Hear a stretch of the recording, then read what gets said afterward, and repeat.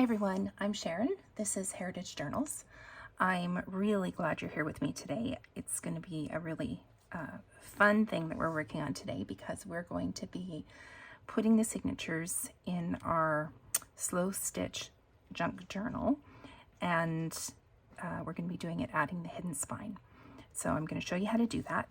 So before I start actually binding everything in, I'm going to quickly show you how I went about putting together my signatures. And I'm not going to take a ton of time on this because, you know, there's so many videos out there that probably do a much better job of explaining it than I do.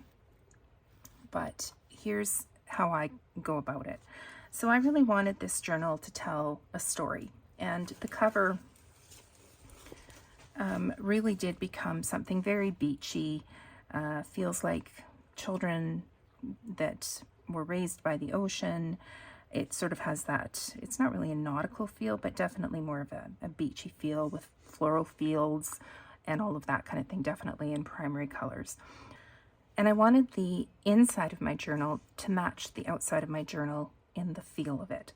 So again, children, beachy, primary colors. It feels to me like a fun summer in the life of a child.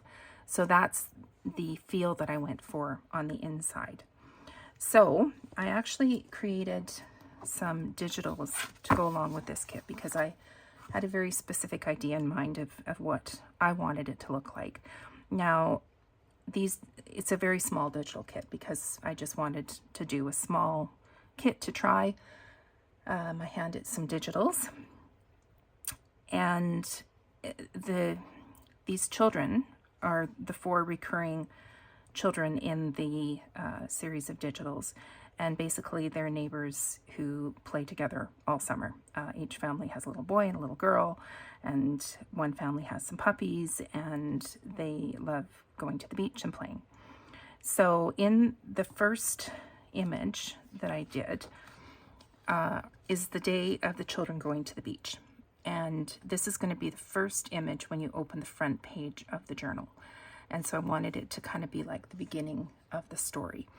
Now, something I did a little bit differently than sometimes I've seen done with digitals is I really like my main images to be on the right side of the page and supporting images to be on the left. So that's how I made these, so that, except with one exception, which is the last page, the main image is on the right and supporting images on the left. So in my shop, when I list this, I'm going to include both versions. So I'm going to include it the way that I did it, which is main on the right, supporting on the left. But I will also include options of the 2 main images that are beside each other in case you prefer to do it that way. So this first one, they're going to the beach, and then on the back side, I just did a kind of a plain, simple, pale red wash. The second one, they're playing on the beach, building sandcastles. That one just, oh no, that is a pale blue background. It's very, very pale. I don't know if you can see it on camera or not. It's just not stark white. It has a little bit of color. You can probably see a little more around the edges. The third image is the little girls collecting shells on the beach, and that one has a yellow background. Then the little boys flying kites, and this is actually kind of a creamy color. It again doesn't show up great on camera, but it is not just plain white. It has a little bit of cream to it. And on the back I put that pale red wash again. And then this is the only one that I did on the other side because it's going to be my last image where they're coming home from the beach. So it'll be the very last page in the journal. This will be the back cover of the journal, and then I wanted this to be the very last thing that you see is the kids coming home from the beach at night. So those are the main images and the backgrounds. And then I also just made one page of sort of this fun little golden book style end paper sort of idea. And I'm just going to use it for tags and that type of thing, so I didn't fold it. But that's also included in the kit.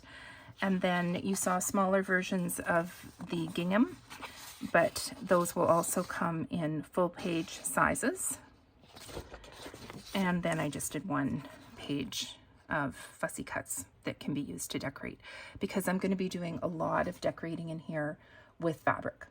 So that's going to be in our next video, is showing you all the little ways we can use our leftover fabric from the slow stitch kit to make a bunch of extra things for inside the journal, and that's going to be really fun. So for now, I'm just going to be setting this aside. I didn't fold these sheets as either, because I suspect they will be more usable as ephemera, but if I do need them as I'm putting the pages, the signatures together, then I can include those as well. And as I've said, this is going to be for ephemera. So those are just going to get set aside for now. Now I wanted to mention one thing about printing these images, because I really fought with printing them in order to get this really intense, beautiful coloring on the images.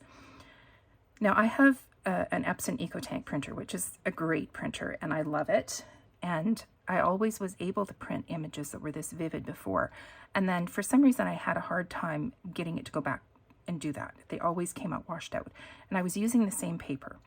So I didn't know what was going on. And it turns out that it was the way I was printing them. I just assumed that printing was printing, but apparently not.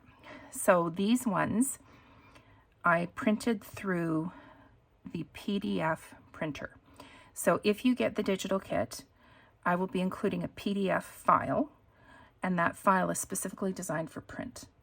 And when you print it, if you tell it, like, don't use your, you have the option to go and use the regular printer settings in your computer. But if you don't do that, if you just go through the printer in the PDF file in Adobe, it's free. It just comes with the PDF.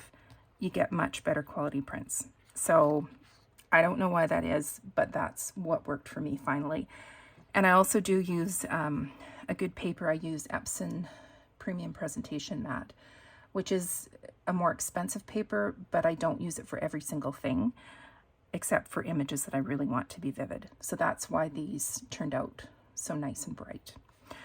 So now I'm going to put together my signatures, and I will show you how I do that. If you don't really want to watch that, if you're not super interested in that, that's totally fine. You can just skip ahead until we get to the part where I'm actually binding them. Okay, so let me put these in order to begin with.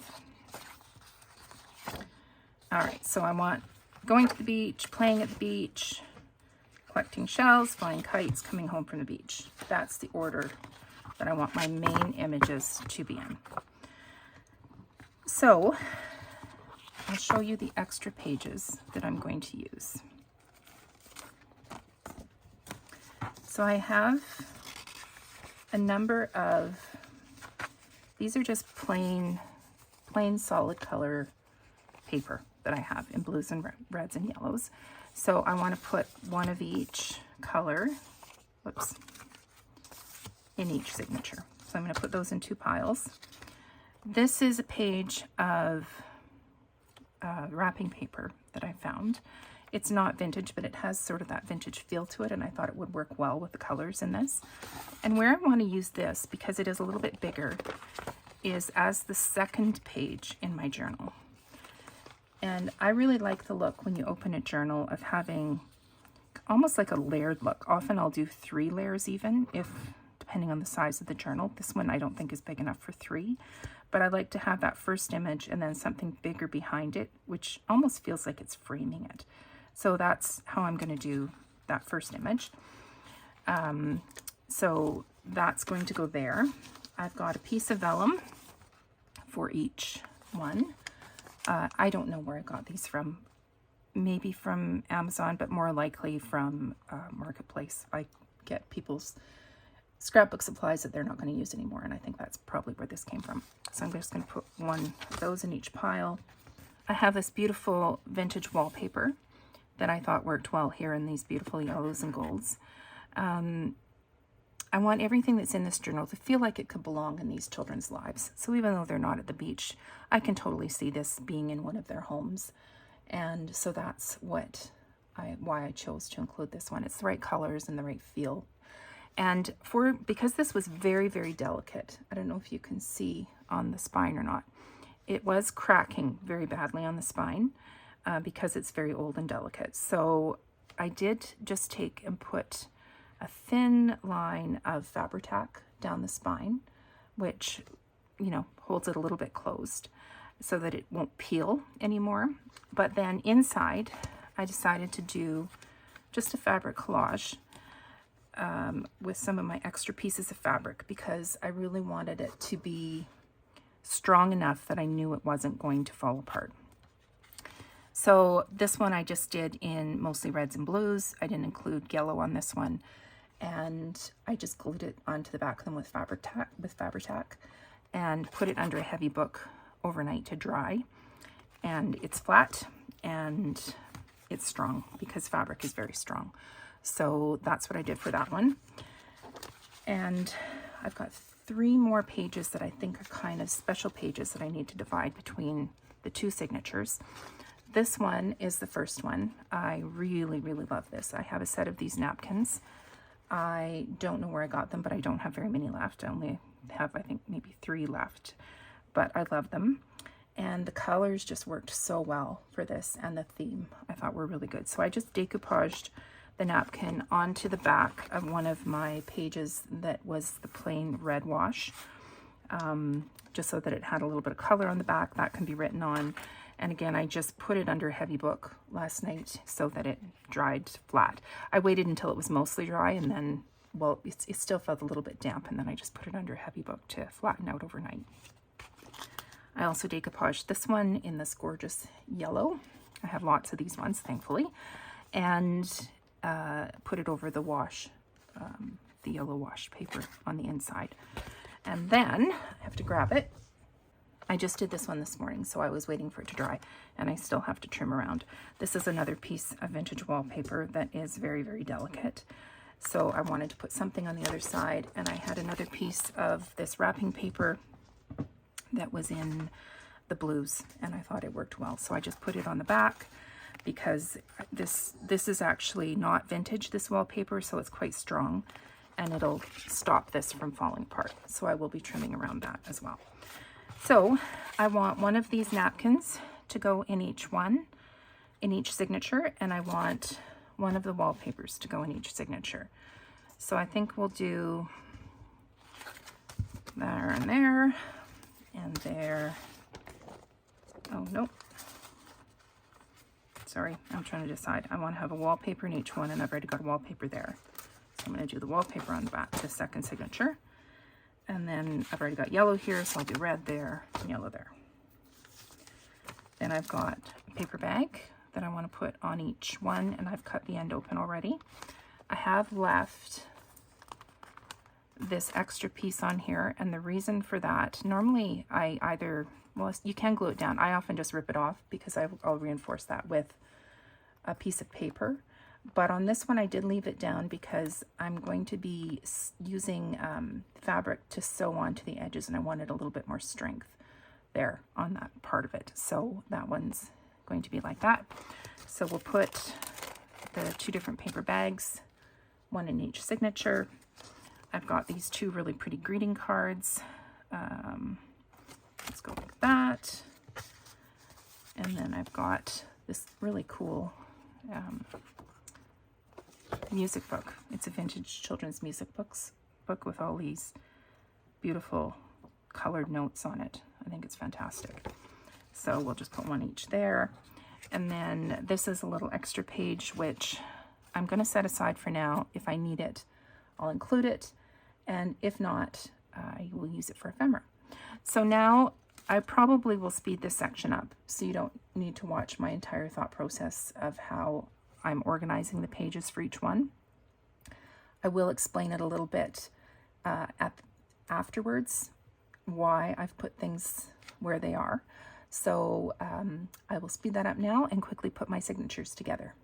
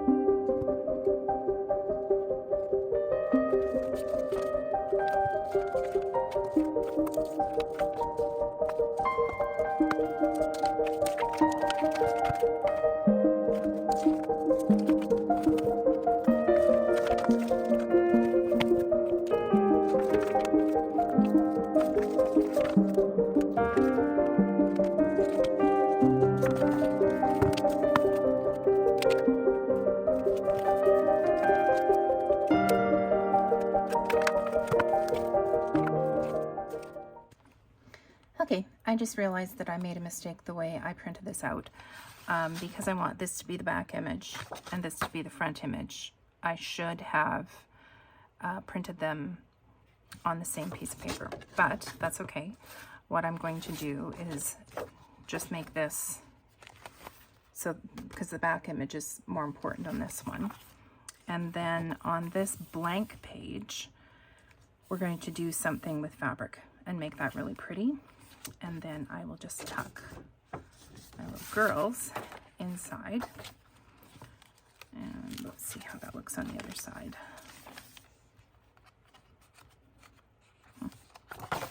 Yeah, that's okay. All right, so here are my two signatures. I'll just quickly flip through and tell you the reason I made the decisions that I did. So as I mentioned, I wanted this to be the front. I wanted there to be some layering there. So that's what the first two pages are. Then I've got just a couple of plain pages, blue and yellow. And I've got this beautiful decoupage napkin page with red background. I like the way this layers the paper bag over top of this really pretty card. And I'm thinking I'll maybe do something on the edge of this paper bag to mimic the edge of the card, but make it a little bit shorter. I'll have to see how I can make that work. And there's the bird on the inside of the card. Then we've just got some plain red, kids playing at the beach building sandcastles. We've got some yellow and blue. This is the vellum sheet. And I think I'm going to use this music sheet in the center of this one and turn it into two large pockets. And it's nice to do that with vellum in this case, because vellum I find difficult to glue because it shows. But because this is a slow stitch journal, we can actually do some slow stitching down the sides and top, or not top, the sides and the bottom to turn these into pockets. So I think that'll work really well. And then on the other side, we've just got, again, the blue, the yellow, the decoupage napkin, got some yellow gingham, some red, this again, beautiful card. Got the other side of the paper bag, the other side of the decoupage napkin. Then we've got a couple of plain pages. We've got the other side of that wrapping paper, some blue gingham. So that's going to be first signature. And so it'll go like that. And then this is the second signature, and we'll do something fun on this page to make it stand out. And then behind that is going to be the girls collecting shells. We've got this larger paper bag, which I liked because, actually this will be completely covered up, because it does give that same layering effect as we had on the first one. It's a little bit wider and a tiny bit taller, and so we'll do something fun with fabric along the edge here to give that a little bit more oomph. And then I'm going to have the music paper, plain page. I flipped this over because it just seemed to look better to have the fabric on the front. So we'll do something on this page to finish that up and make it look just finished. It doesn't look very finished right now, but that's okay. We will figure that out. We've got the wallpaper, some plain paper, the boys playing kites. Yeah, and this is stuck together, which is fine because that's where it's going to go. We've got the blue wallpaper and the blue wrapping paper on the other side. Then we've got a piece of the red vellum, this really pretty little card. And in the center, I swapped out a piece of plain red for a piece of this blue gingham, and we'll probably do pockets of some sort in here as well. And then going down the other way, we've got the back of the card, which is actually kind of cool. The artist wrote what the flower is and a little bit about it, which is neat. So that's vellum, wallpaper. That's just plain. We'll do something fun there. The other side of the fabric. The other part of the bag. Red gingham and coming home from the beach. So those are the two signatures. Now each one has 1, 2, 3, 4, 6, 7, 8, 9, 10, 11, 12 pages folded in half. I think they're exactly the same. So 24 pages folded in half. And then I think you multiply that by 4 to see how many are actually in the journal. But I will confirm that when I do my flip through in a couple of weeks so that you know exactly how many pages are in it. I tend to make my signatures a bit bigger because I really don't like binding. It's not my favorite part. So I do it in as few steps as possible, which is lazy. But you know what? I think that's fine actually, because the whole point of this is to relax and slow down and have fun. And if I'm stressing myself out, then I'm not doing any of those things. So I don't spend time on things that I don't love doing if I don't have to. So I'm going to go off camera and bind these into my journal. I won't attach, sorry, I'll show you where I'm going to bind them. So I'm going to bind them into here, into the center of this.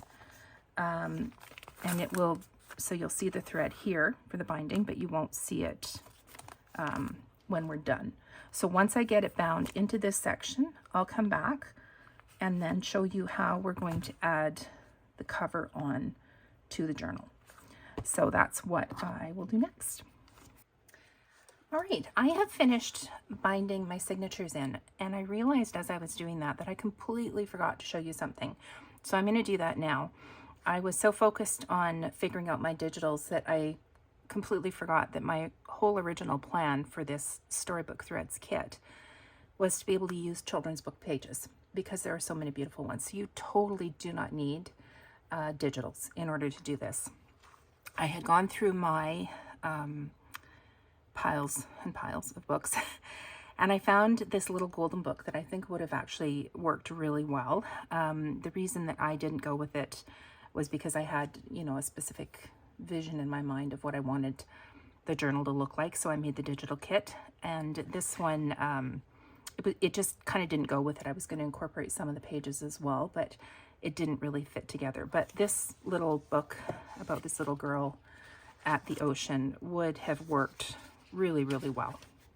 So I'm going to just set this aside and use it for another project. But if you've got any children's book with images in it that you like, you can totally use that to bind your cover. I also have this really old reader. Some of the pages are glued together and it's not in good shape. I find the puppy is very strange looking, but nevertheless, I did find a couple images of just the dog that I thought might be cute in this journal as well. So I may use those to make, oh look, his name is Tags. So maybe I'll use him to make a tag. Ha ha ha. Anyway, sorry, that was a bad dad joke. So if you have books like this, you know, use whatever you have. You really don't need to buy digitals. So I just wanted to give you a look at that. These are some of the images that I did find that I thought might fit well. You know, puppies. We got a red wagon. We've got another puppy. We've got some fish. So I think I'm going to use these probably to make some ephemera, but I'm not going to use them to bind in. So I just wanted to show you the ideas for that and let you know that, of course, you don't need to buy digitals in order to make this book. Whatever you want to choose to use in it is going to be beautiful. So now that I've shown you that, I have bound my journal together, and I've left, oops, I better push this out so you can see it. And I've left the threads from binding in the signatures hanging out because I do want to put something on them at the end. So I'm going to leave that for now, and we'll add something later on. So I'll just quickly show you the outside of this. You can see I bound in, maybe what I'll do is open it up so you can see it better. There we go. So you can see I've bound in the signatures where I had marked the spots for binding earlier and where I poked the holes. And on the inside, you can see, I mean, if you look close, you can see where I marked the dot for the hole, but honestly, you really have to look in order to see it. So I'm totally fine with that. I think it looks good. So I've got the 2 signatures in my journal. I'm not going to do the entire flip through now because we've got so many other things to do in it. I'll do a full flip through at the end. But yeah, and then this is the other center page, and I left this nice and long. And I wanted to show you on the first center page, the center hole, because this paper of the old music book was very fragile. Well, not very fragile, but somewhat fragile, I guess. When I put the hole in the middle, it really did tear. So after I finished binding it and tying the knot, I just squished it down with the base of my awl and added a little bit of glue, and you can hardly even see the hole now. And it does keep these down, which is what I wanted, because I want my little strands to come down. And then, like I said, eventually we'll turn this into a pocket. So that's an easy fix. You can just use a little bit of glue for that, and it works great. This one didn't need it because the hole wasn't so big. So all I did was squish the knot down with the base of my awl so that it would lay nice and flat. And even up here, I don't know if you can really see in the image or not, or in the video or not, but you can see a little bit through the hole. But if you just kind of push it together and flatten it with your awl a bit, then it becomes pretty much invisible. So that is that part done. Now, this is the part that I'm excited about, which is going to be binding. Sorry, I got some threads here I gotta trim. I'm talking while I work. Which is going to be sticking the cover onto the journal and then finishing all the way around it. So that's what we're going to do next. Now, the first thing to do is to kind of get rid of these strings so that they're not in the way. Just tuck them up inside the cup or inside the signature. We just don't want them hanging out and getting glue on them. Let's just put them inside. And then I think I'm going to try again flipping this wide open on my desk, pushing those back up, and let's just see how this all looks. The size of it is still good, and if it does, when you close it, if it does come in a little bit here on the side, it will also stretch a little bit because it is fabric, so we can totally make that work. So where I'm going to start is I'm going to open it up. I'm going to find the center and just put, where's my pins?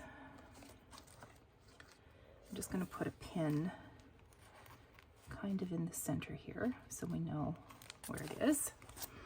And I'm going to glue the spine area first, all the way from top to bottom, so that if we do need to stretch it a little bit, we can do that evenly to cover the whole thing. So I'm using Fabri-Tac to attach it. You don't have to use Fabri-Tac, but I like it because it's a nice strong glue.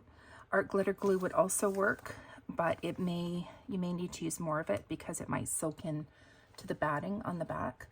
And you could also use just like a PVA glue or an Elmer's glue.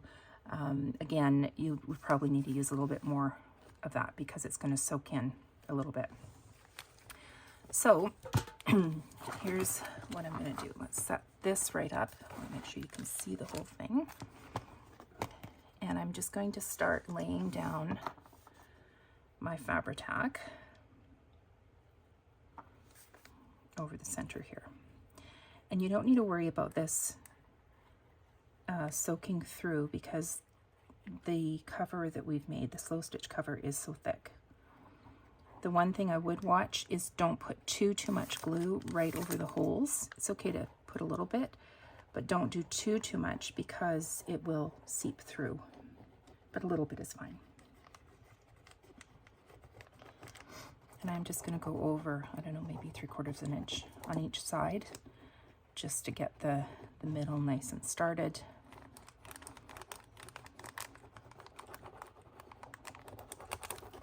This is not an exact science, it's just an idea of measurements. All right. So now we'll take the journal. Make sure you've got your closure pulled out of the way. You don't want to stick it down. And then we're just going to lay down the journal cover right in the middle of the journal. Now you can see I've got it a little bit too low, so I'm going to pull that up a little bit. It has pulled together a little, so take and stretch it a tiny bit so that the top and bottom cover the card or the envelope that we used as the base underneath. And then just hold it for a second, squish it down in the middle so that it will dry. And then let's take a closer look at this. So you can see that it's fine the way the cover has covered up the envelope. I want to make sure you can see that well. So it has covered it up. And on the bottom, I'll flip it over. You can see a little tiny bit of the paper here. So just kind of, we haven't glued it all the way across, so just give it a little bit of a tug. Stretch it a little bit until this whole center part is glued on. And we can take out our pin, we don't need that anymore. And you could even at this point close it and kind of squish it down to make sure that the glue is holding, and then maybe also flip it wide open and take your awl and glue it or push it down in the middle so that make sure that the glue is adhered. Now we're going to be stitching around the edge, so I'm not super worried about this, but it's good to just make sure, give it a good rub. The more it's stuck, the better. So now that we've got the center stuck down well, we'll flip it over again.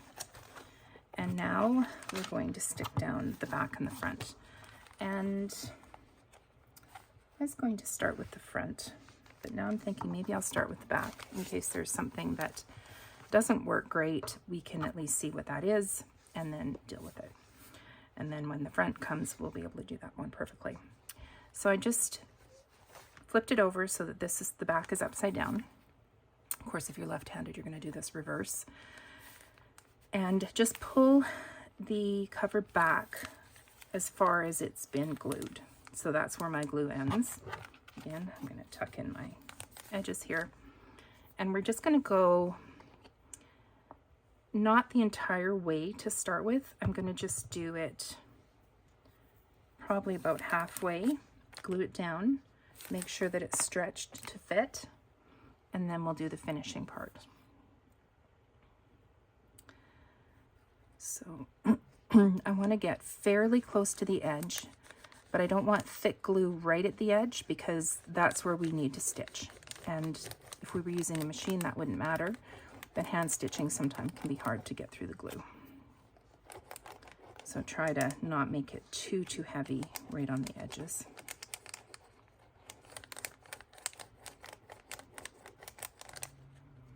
All right, so now I'm going to take and pull it right over to the edge.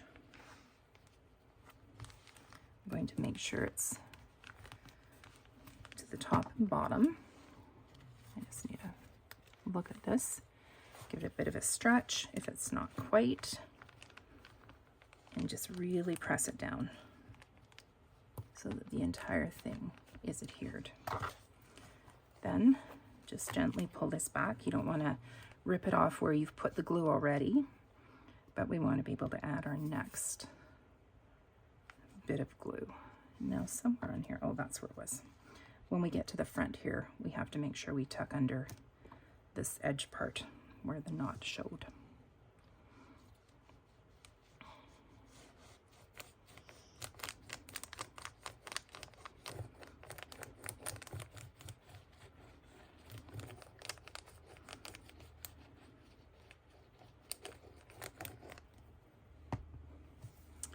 All right, now we'll pull this over and just make sure that that envelope is completely covered. So you might need to stretch it a little bit, or maneuver it just a little bit to make sure the outside is covered, and just press that down really well.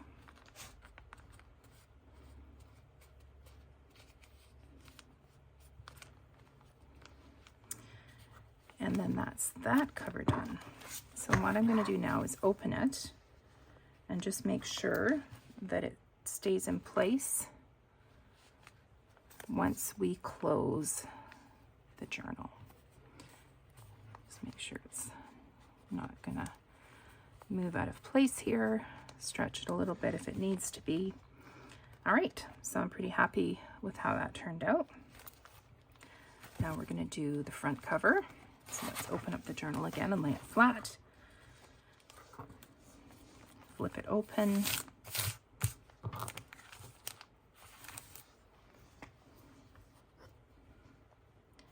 Now make sure, something I should have mentioned before, but I'm sure you figured it out if you have that issue, is make sure your threads from your backing are all pulled into the center so that they're caught in the glue. And we're going to again go over about halfway.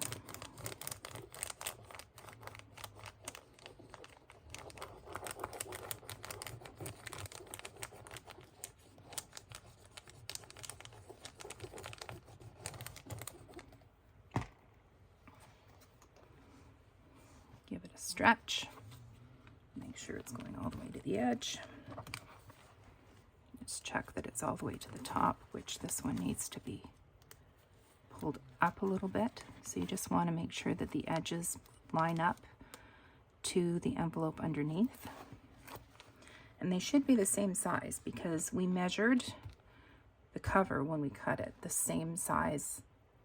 Nope, we did it the other way. We used the cover as a pattern to measure the envelope underneath. So they should be exactly the same size. Okay, and again, just push that all down.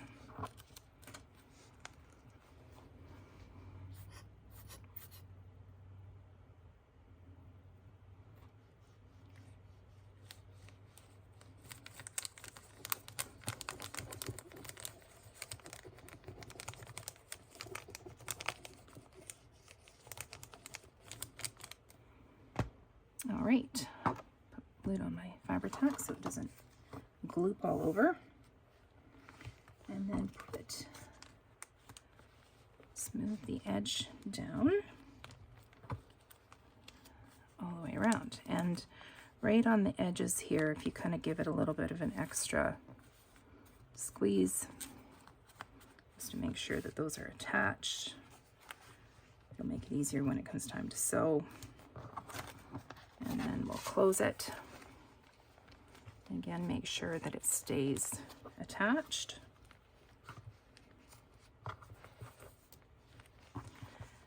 And that is what it looks like with the cover on it, which I'm really excited about. It looks exactly the way I wanted it to. So now we're going to blanket stitch around the edges because that'll just give it a nice finished look. But because we're going through the paper in the middle, it's going to be difficult, I believe, to do it with just a needle. And I think it'll be hard on our hands. So let me just try here. So that's about where I want the blanket stitch to go. And you might be able to do it. You can try. This one actually isn't too bad.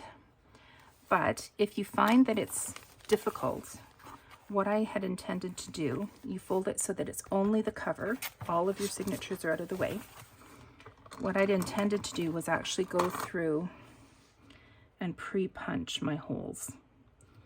So basically you find the spot where you want your hole down in the corner and then punch through with your awl until you've got an actual hole, and you know, go up a little bit and do the next one.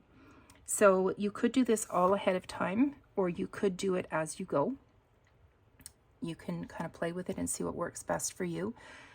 Depending on the thickness of your cover and your whatever you chose for the middle, whether it's an envelope or cardstock, you may have a difficult, you know, it'll be different for everybody, how much resistance there's going to be going through. So if it works with just the needle and your pliers, great. If it works better to pre-punch your holes, you can do it this way. An old mouse pad, which I don't have one handy, but an old mouse pad works really good to put underneath this if you want to just poke right through. So once you get the holes poked, or you get started getting them poked, then you can start doing your blanket stitch around the edges. So I'm going to show you how I do that.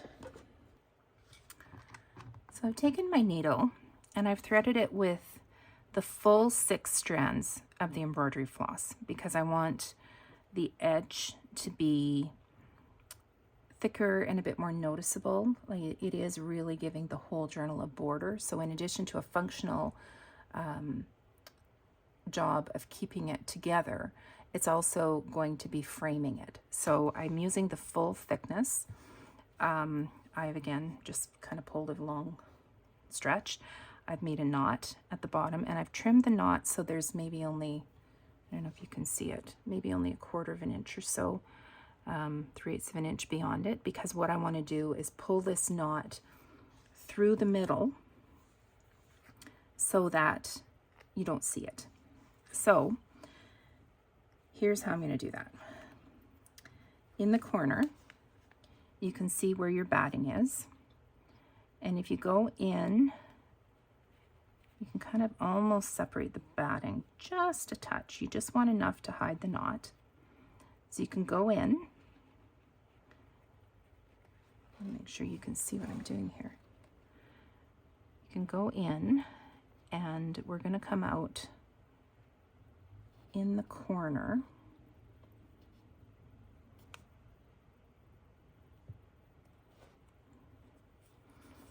of the backing.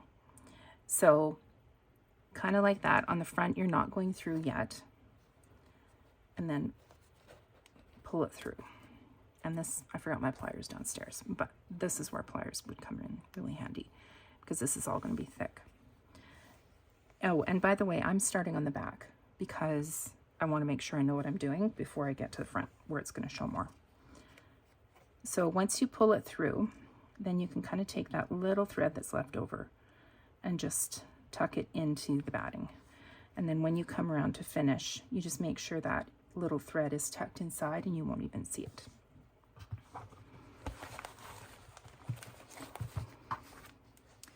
All right, so now I haven't pre-punched all of these. I'm going to try it without and see how it works.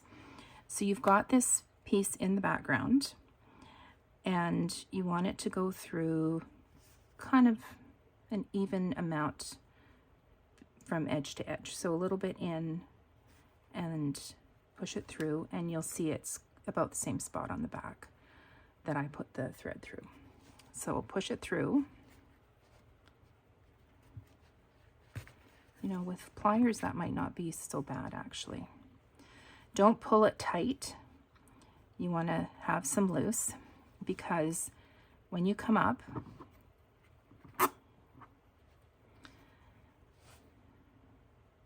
we're going to take the needle and pull it through this thread, and that's going to give us our first blanket stitch, or our starting spot, I guess, for a blanket stitch, because it doesn't have any top part on it yet. So it's just the first stitch, and you can see on the other side it kind of looks like that. That's totally fine. It doesn't need to be perfect. Nothing I'm showing you ever needs to be perfect. Take that pressure right off yourself. And then you can decide how far apart you want them. I'm going to make mine fairly far apart and about the same distance in. And again, put your needle through, pull it almost all of the way through, but you want to leave this loop up here. Let me pull it down a bit so you can see better. Leave this loop up here, and then from the back, put your needle through and pull it snug. Now, you might need to fiddle with it a little bit here just to get it to sit in the right spot, because we're doing it from the outside, like from the right side of the book towards the inside. I want to have this top thread sitting a little bit farther this way. So you can kind of just fiddle with it until you get it in the spot that works. And then you go over about the same distance and do your next one.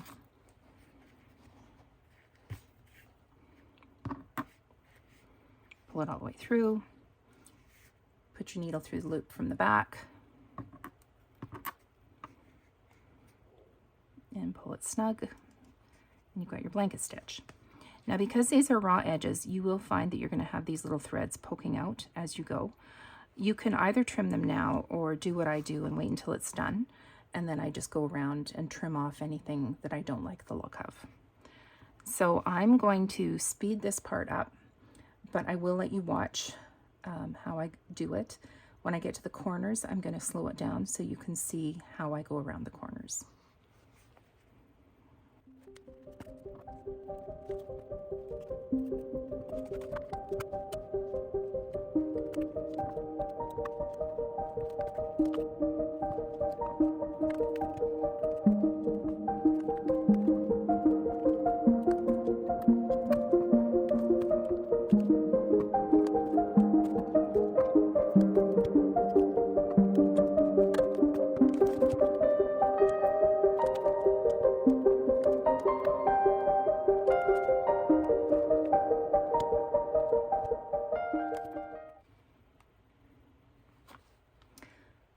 All right, so I'm just going to stop the sped up portion of the video here to show you how I get across the clasp or the closure.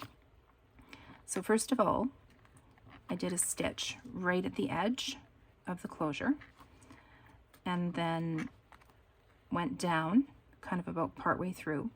And then you have to stick your needle up through the back of the closure to the front, come through,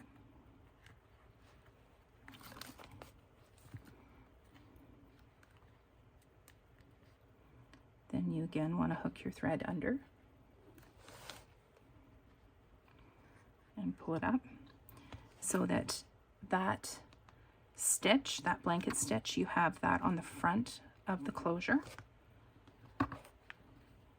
And then when you take your next one, even though it's going to be a little bit narrow because I didn't measure exactly the half, I am going to put another one fairly close to the edge of this just for strength.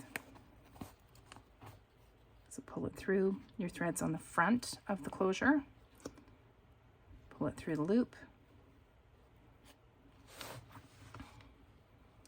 and pull it snug. So then you see that's how it looks across your closure. So I'm going to speed it up again now to get to the corner.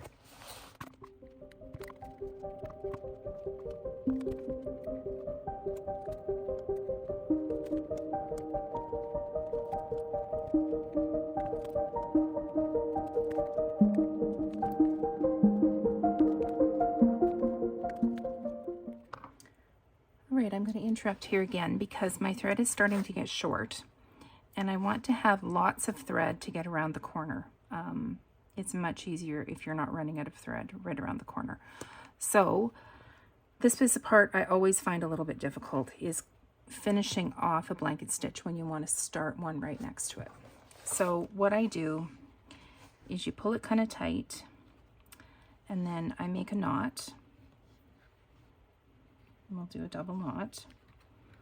And you want the double knot to sit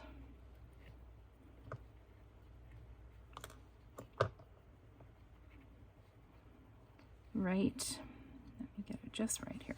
So you want your stitch to be square so that your piece goes up. So I hold it there with my thumbnail.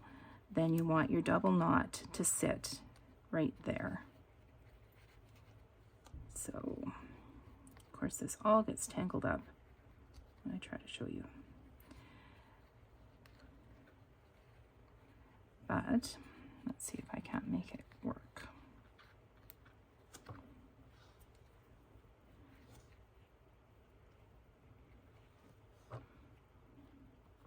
This will probably be much easier for you when you're, usually the things that go wrong happen when you're trying to show somebody else how to do it. All right, so get your knot right down to the edge and hold it there with your nail so that when it knots, it's right on top of the stitch there. So it's a little bit loose, but that's okay, because what we're going to do now is do a stitch right beside that, just into the batting. And we're going to pull it through. So just pull your needle up anywhere. You're not going to see this.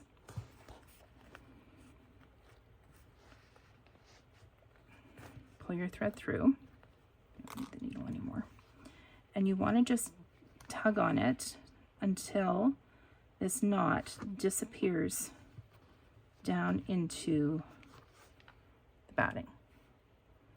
So you're not going to actually see your knot, you will just see the edge of your stitch. And then this piece here, you want to pull it a little bit farther than it needs to go. So you'll see here it's got a little bit scrunchy, and that's okay because we're pulling it through, snipping that thread, and then stretching it out a little bit, and that will pull the end of the thread back in between so that this part still looks nice and neat. And then I'm going to rethread my needle.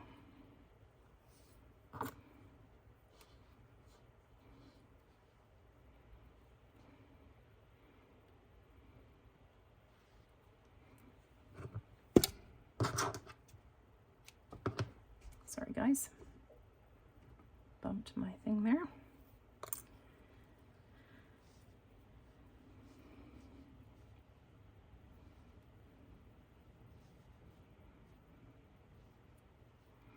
Do a double knot. Again, trim it fairly short so that you can pull that thread underneath. And now I'm going to start going in through the batting over here, but I want to come up with my needle right where I finished that last stitch. So we'll put it in through here. And you want to kind of thread your needle through so that it doesn't come through to the front of the fabric. You're not going to see it, it's going to be underneath. And find a place with the tip of your needle. And put it up here a little bit farther so you can see better.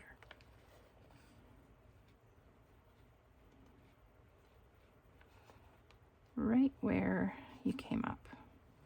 This is a little bit fiddly, but there we go. So you can see that my needle is coming through kind of right in the middle of that last stitch that I took. So you want to pull that up. And of course it knotted all up on this end. Don't know why it chose to do that. So you just kind of stretch it out a little bit and then pull it all the way through. And again, you'll take your needle and pull it off my thread because my thread got messed up. Pull it back a little bit so it's not too scrunchy, but you want it to be inside. And then you take your needle and you just tuck it down into the batting, the end.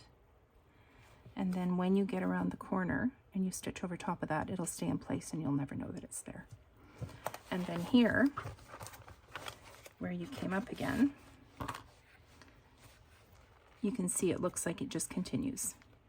So you'll take your next stitch the same as you normally would. So I'm going to speed it up here again until I get to the corner.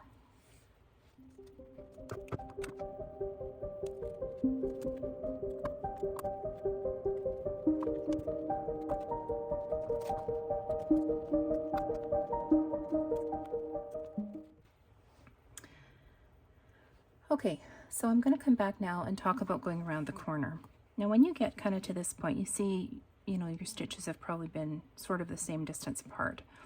And you want to finish your corner with a stitch that comes in about the same distance from each side. So if I have a stitch there to finish, then I want one more stitch kind of in between. So even if the stitch isn't exactly the same width apart as your other ones, try to put it sort of central in between there and where the corner is going to be. And you make that stitch.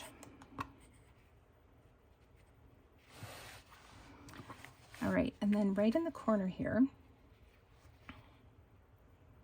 you want to put your needle down right about there.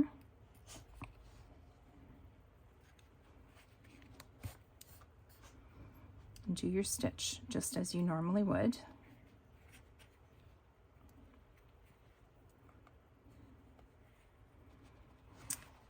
So it looks like that. But then your next stitch, you're going to put it in the same hole that you just went down, and it's going to go across the corner here. So you put it in the same hole. Do the same stitch, the same blanket stitch. Put your needle through. But when you pull it, don't pull it too tight because then it will move. But you pull it just so it's snug and it kind of sits right across the corner like that. And then sort of, I try to hold it kind of in place with my nail as I go so that it doesn't move around, because you want to also put your next stitch back through exactly the same hole. So you go through, and you see I'm just kind of keeping the tension on my thread there so it doesn't move around. And then do the same thing. Do your blanket stitch, come through from the back, and just pull it till it's snug. And I've always fought with these corner stitches because I find like they don't make a really tight corner, and I've never really been able to make it do that well. Some people are great at it, I'm not, but I'm happy enough with how this looks. So each corner is going to have these 3 stitches going into the same hole, and then you come around and you just keep going the same as you have. So we'll now do the next stitch a little bit over here. And I have to say, I haven't pre-punched my holes, and the needle is not bad going through the paper, so you may not need to pre-punch anything, which is certainly easier if you don't have to do that. And then you just keep going. And so you'll see that's how your corner is going to look. And it's nice to practice that on the back, because then by the time you get over here to your front corner, you'll be pretty comfortable with the stitching that you're doing. And you can hopefully make it look just the way you want it to look. So I'm going to go away now. I'm going to finish stitching all the way around the edge so that you can, I should maybe show you what it looks like on the other side. That's what it looks like on the other side, in case you were wondering. I'm going to go away. I'm going to finish stitching all the way around until the cover is completely finished at that point, except for buttons on the end of here, which we still will do last once we know how thick the journal is going to be. But other than that, the cover will be totally finished. You'll have a hidden spine and it'll be completely bound. And then I'm going to talk a little bit about what we're going to do in the next video, which is really fun because it's using our leftover fabric from our kits or from whatever we've used to make this project to make ephemera and other things for the inside of the journal. And I think that will just contribute to it looking like it's all part of the same story. So I'm going to go away and do that, and I will see you when I come back. Okay, it is the next day and I'm back, and I finished sewing around all the edges of my journal. So the journal is now completely assembled and we just need to finish putting together all the insides. So I'm going to show you the whole cover. Let me open it up like this. So you can see how the blanket stitch has gone all the way around the outside of the cover. And I've gone around and just kind of trimmed off any threads that were, there's a couple more, but most of them are trimmed off, anything that was poking out that I didn't like the look of. And so basically this cover is done and I really, really love it. It's fun and cheerful and even better than what I'd originally planned, which is one of the things I love about slow stitching and junk journaling, is that you can start out and make decisions that you don't like, and then if you just keep going, they all come together in the end. So I'm really, really happy with how it turned out. And when it's closed, that's the front, and then this is the back, how it looks. And of course the spine is hidden. You can't see the spine at all. So in my next video, I've been making notes about what we can do next with all the bits of fabric. So I think in the next video, we'll do 2 or 3 things.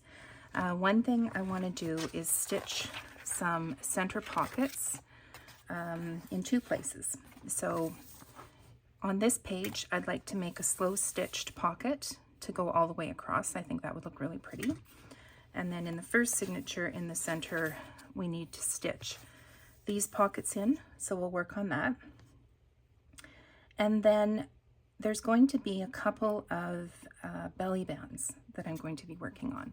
So one is going to be, let's see if I can find, I think I'll put it on this page. It's going to be quite wide, and it's a little different than what other people do. So I hope that you'll enjoy it too. I have a lot of fun making them. So we're going to be doing one there, and then I want to do also a vertical belly band at a different spot in the journal. And then we're going to do on the front of the second signature here, we're going to do some pretty fabric florals. So all of these things that we're going to be doing in the next video will be relating to slow stitching. They'll all be done largely with fabric, some with some paper attached as well, but mostly with fabric. So you can use the extra bits and pieces from your kits. So thanks so much for joining me.